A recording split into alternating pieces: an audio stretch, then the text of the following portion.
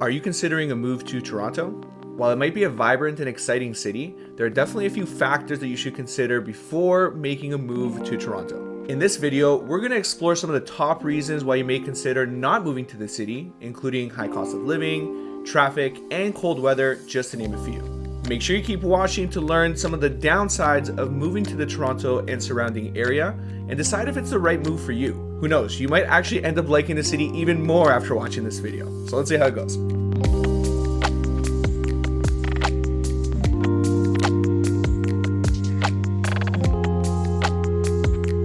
So let's get into it. The first thing that you should definitely know before moving to Toronto is the fact that it has a high cost of living. So the cost of living in Toronto can be high, especially for housing. Rent and real estate prices can be on the higher side, especially if you're in popular neighborhoods like the downtown core. Neighborhoods like Yorkville, maybe Midtown Toronto, the Entertainment District, downtown Toronto, maybe even the Financial District. These are some areas that are typically a little bit more expensive than others. So really all depending on where you go, it could be a lot more expensive than others. So the thing is, these neighborhoods are in very close proximity to very popular restaurants, amenities.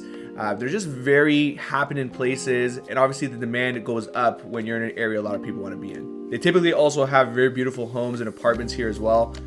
So this is the reason why it's a little bit pricier. If you're looking to save on housing costs, you don't need to be in the most popular areas. The GTA, Toronto, and surrounding areas is actually relatively big, and there's a variety of price points all across the city. So likely you would be able to find something that suits your budget.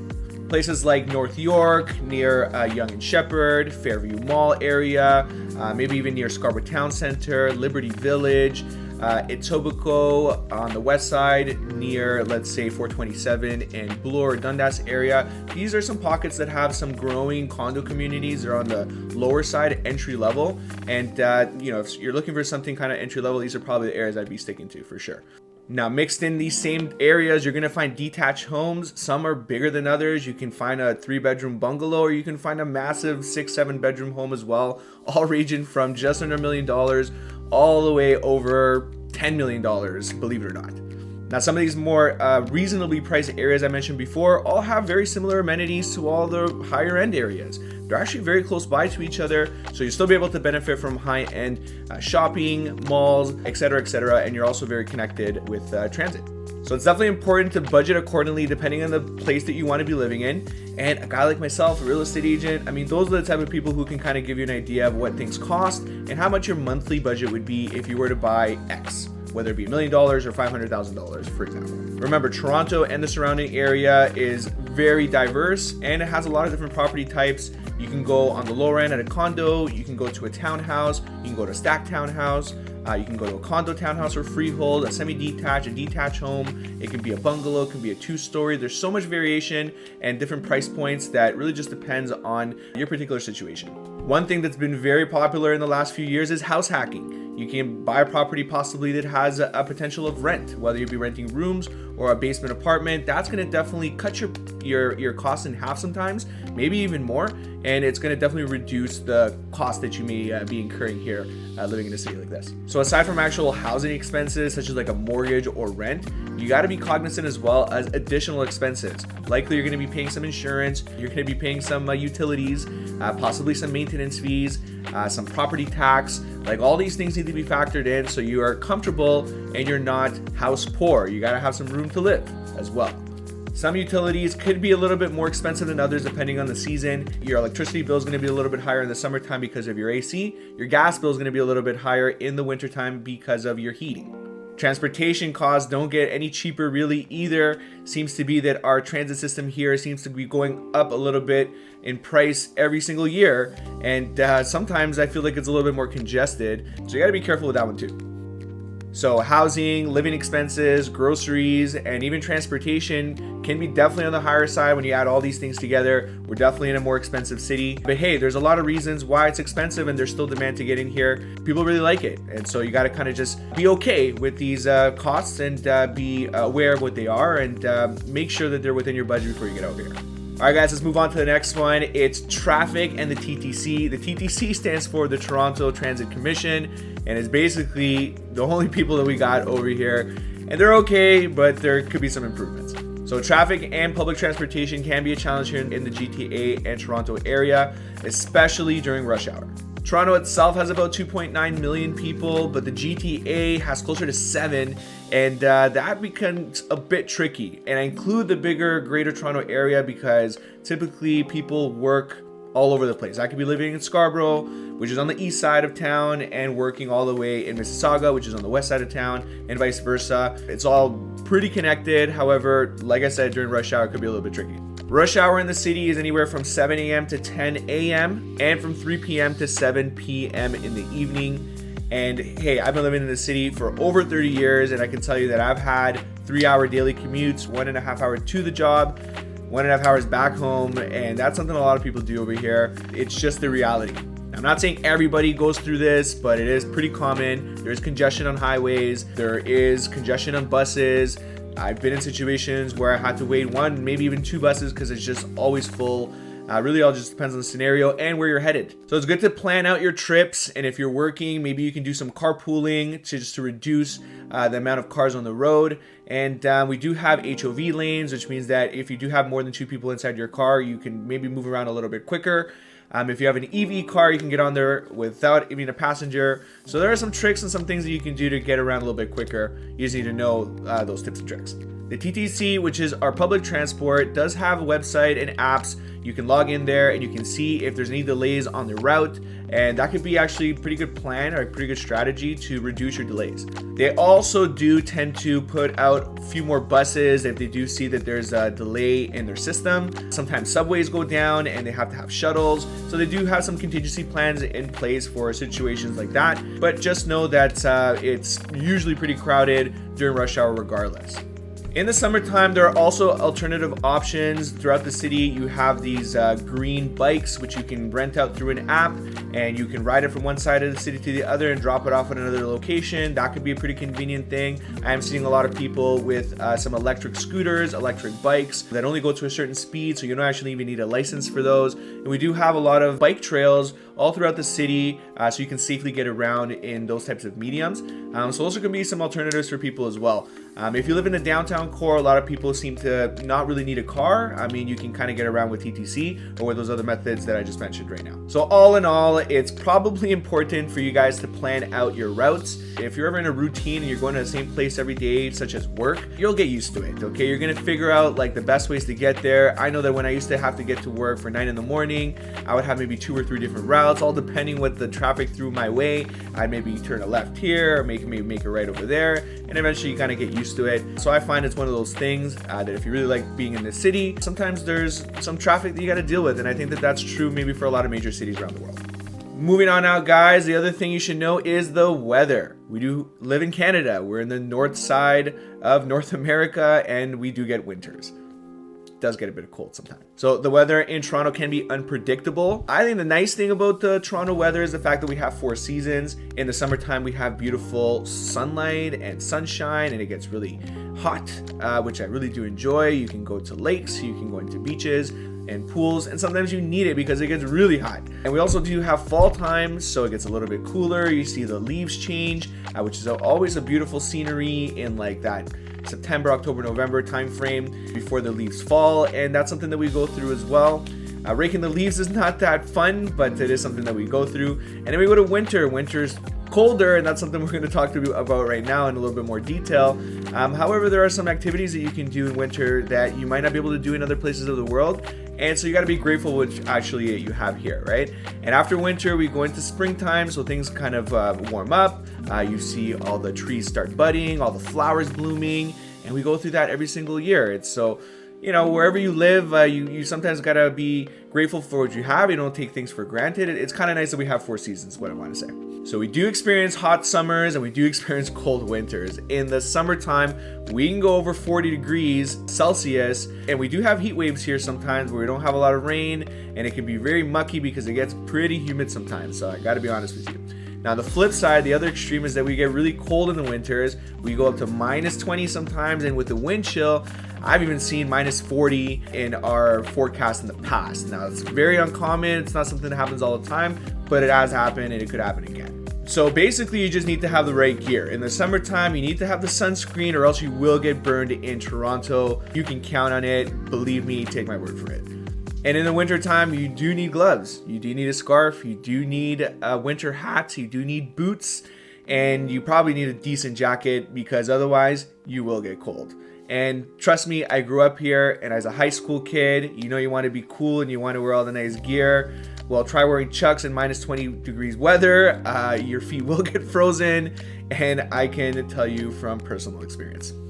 So basically, what we have in our home is a bunch of jackets that we have to store away in the summertime, and we have a bunch of shorts that we have to store away in the wintertime, and we just gotta flip-flop. You gotta be basically prepared for all types of weather here in the GTA, that's for sure. You need your umbrella at times, and rain jacket and all that sort of stuff, and you just need to be prepared. You probably should have a sweater somewhere because in the daytime it could be really hot, and at nighttime it could be super cold.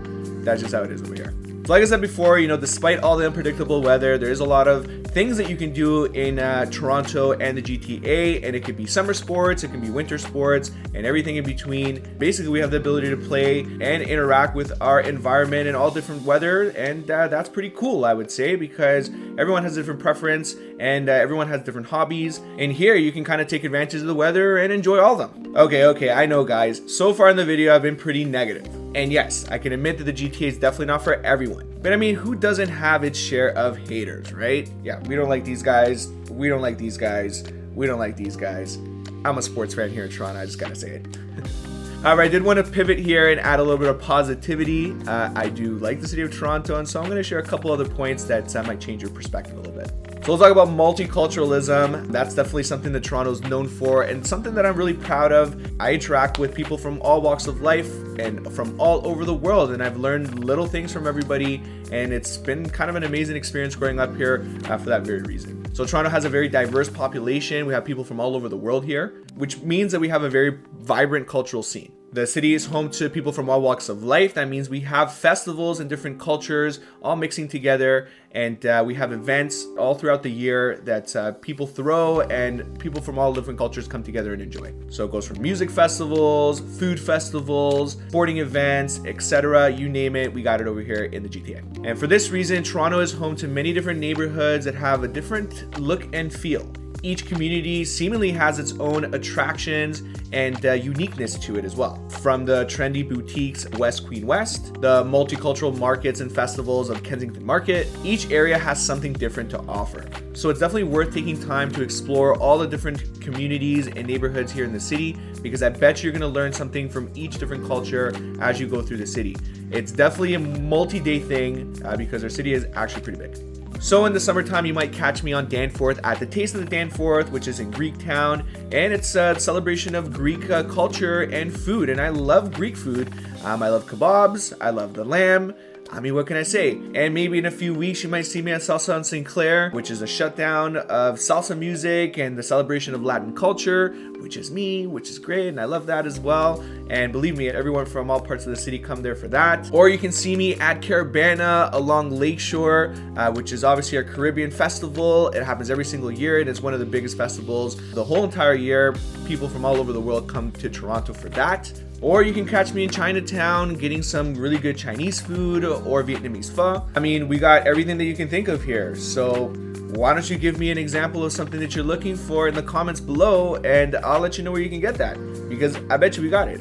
Okay guys, so a couple more things. So beautiful surroundings outside of the city of Toronto. So yes, Toronto is great, and I call it home, and so do many people. But it's also important to remember that outside of the GTA, there's also some beauty there as well. So Ontario, which is our province, is definitely full of a lot of smaller towns that are worth checking out and exploring as well. And every one of them has its own little vibe. One popular destination that's very close to the Toronto area is Niagara Falls. If you've grown up in Toronto and you have relatives coming from abroad, you're probably going to go to Niagara Falls. It is one of the wonders of the world, and it's a very unique place for sure. Has a lot of attractions, rides, restaurants, and it's really a good place to go with family, and I've gone there many times. This is somewhere you can definitely enjoy, which is just a few hours away from Toronto and the GTA. Niagara Falls is definitely a must-see if you're visiting Ontario, and that's why a lot of people go there. I would recommend the boat tour that gets you right beside the falls. There's a lot of hiking trails as well. You can go to Clifton Hill and enjoy everything that has to offer too.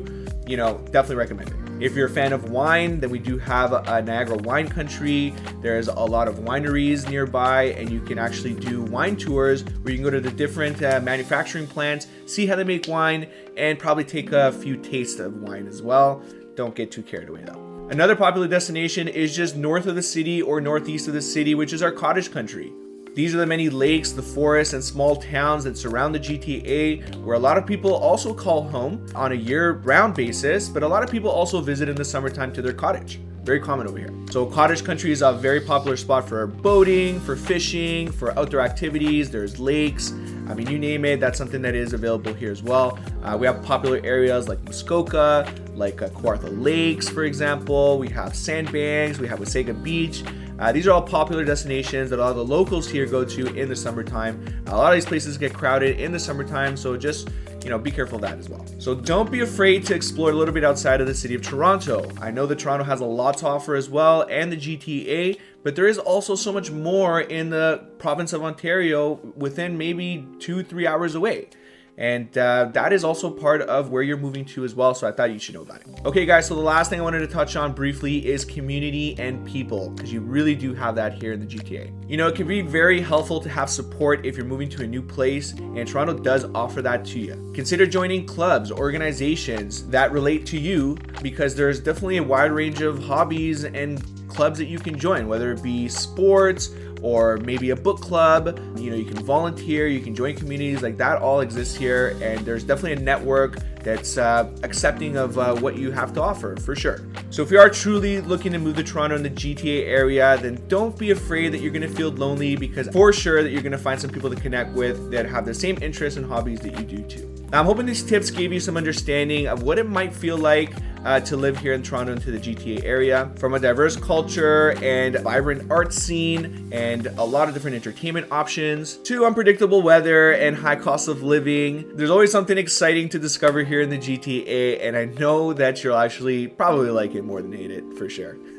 Thanks for watching, guys, and if you like this video, don't forget to give us a like and also give us a comment. Make sure you're also hitting the subscribe button to stay up to date on all my new videos. I'll be sharing more tips and tricks of what it feels like to be here in Toronto in the GTA area, how to buy here, rent here, and invest here. So definitely stay tuned for those. And also don't forget to follow us on our Instagram and our Facebook at King Realty TO. We're also on Twitter, same handle at King Realty TO for even more updates.